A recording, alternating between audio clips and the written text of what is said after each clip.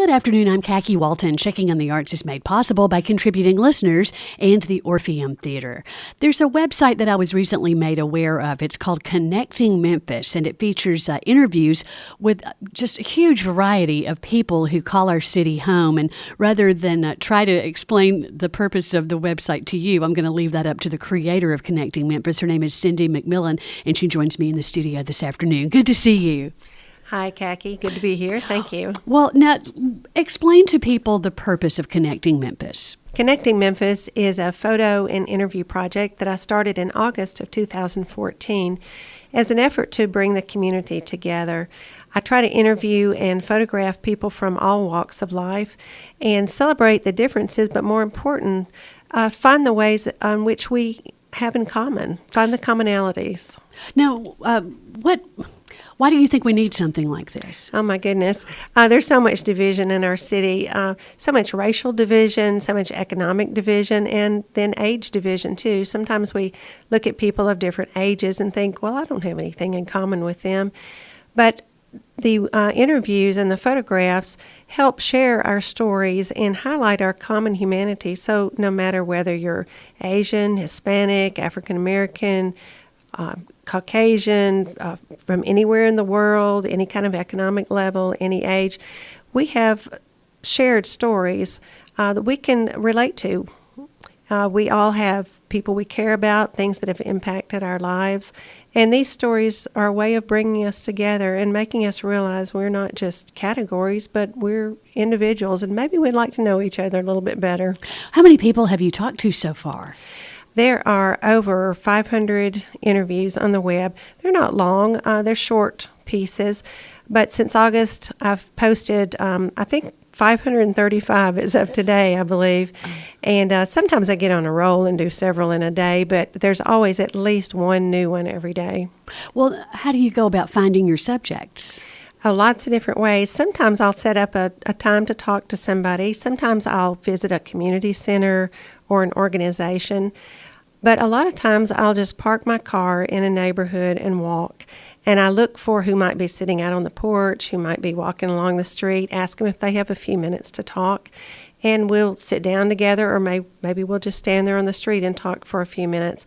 But I try to go to a lot of different kinds of places that I might not ordinarily in my routine of life be in, different neighborhoods that, we all have our grocery stores and our schools and our libraries that we go to all the time, and we sort of get in a little bit of a rut. But I've tried to push myself to go out of the neighborhoods that I might normally be in and seek out other people. It's pretty deliberate.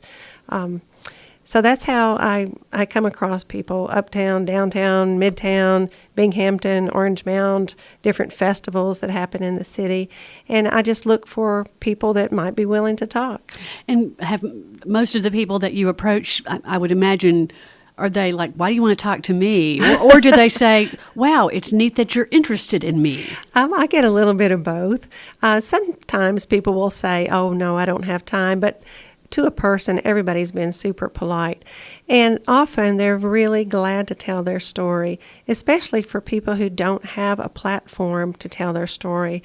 A young man that I met one day in Orange Mound just walking down the street, I saw him coming toward me, so I crossed the street so I could talk to him. And we sat on the curb and talked about half an hour. And you could tell he really just needed somebody to talk to and was really glad that somebody cared about his story. And he got a lot of positive responses when I put the interview up on Facebook. And that's one of the real rewards of doing this, is just seeing how much support a person has when they are interviewed and they share something personal about their lives. Well, how do you go about doing this? Do you ask a bunch of different questions? Do you just pick one thing to have somebody focus on? It kind of varies, but often I'll give a person a choice of 2 or 3 questions with sort of different focus for each one, and they can choose which one they are most interested in. I might ask them, who's been the biggest influence on your life? I might say, what's a challenging time in your life and how did you get through it? I might say, what's some advice that's really helped you in your life? So I have a list of questions that I choose from, and sometimes I just kind of try to read the person and think, well, I wonder what would be most interesting to them. And sometimes with an older person, I might ask them about life during a certain period of time. Some of the richest interviews I've gotten have been with older people in older communities, such as Orange Mound, and the pride that the citizens, residents of that area have in their community is really wonderful, and the great stories that they tell are worth telling and worth passing along. So are there some stories that have stood out to you that it's going to be hard for you to ever forget? Yes. One in particular, I was interviewing several women who had come out of lives of prostitution. This is not very long ago.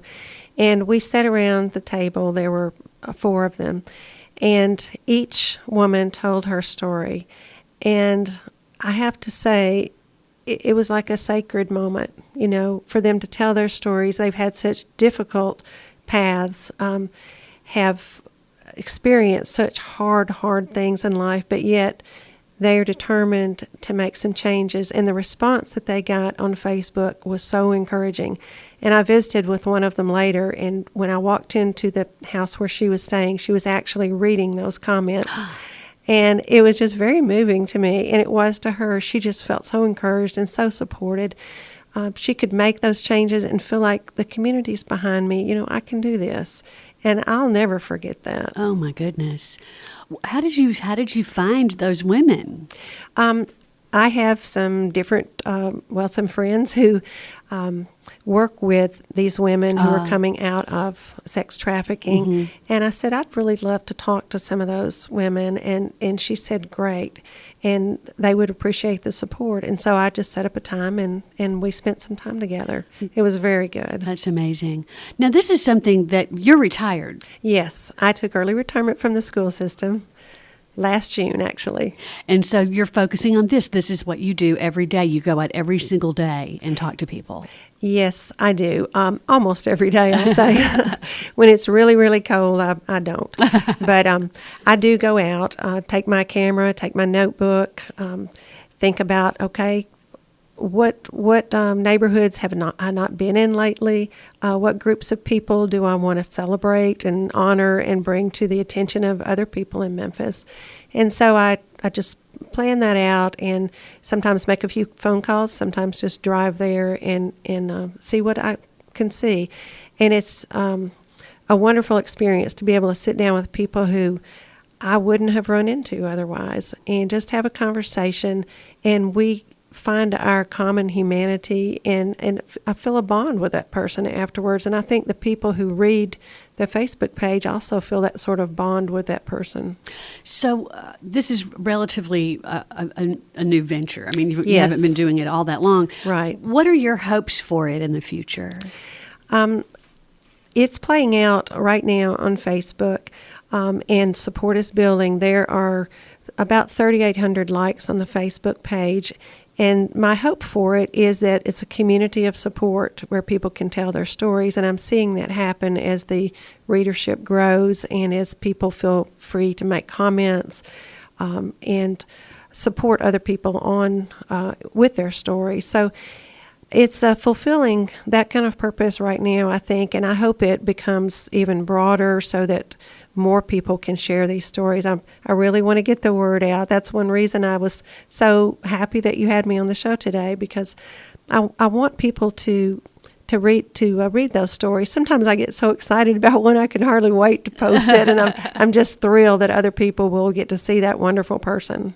Well, you can go to the Facebook page, facebook.com/Connecting Memphis, and they also have a website, or Cindy also has a website, connectingmemphis.com, and you're also willing to speak before different community groups and organizations if they would like to have you. Yes, definitely. You can contact me through the Facebook page, through the website, or through email at connectingmemphis@gmail.com. And be sure to like the Facebook page, not just the individual post, but the page, so you can get the daily notifications. And tell your friends about the website and about the Facebook page, and hopefully more people can share in these stories. We have some great people here. Well, people can also go to the Facebook page maybe and recommend that you interview someone that they think is special. That's great. I've gotten some emails from people who have said, oh, this would be a great person to interview, and it turns out wonderfully. So I appreciate suggestions like that. Those are great too. Well, I hope everybody likes the Facebook page and checks out the content on Facebook and on the website. It's connectingmemphis.com. Cindy McMillan created this, and it's a way for us to see into the lives of folks that we pass on the street every day. We think, oh, well, I don't have anything in common with that person, whatever. But it shows that we're all in this city because we love this city, and we're all special, and we're all connected, and that's what the website's all about. I want to thank Cindy McMillan for being my guest this afternoon. Thanks so much. Thank you.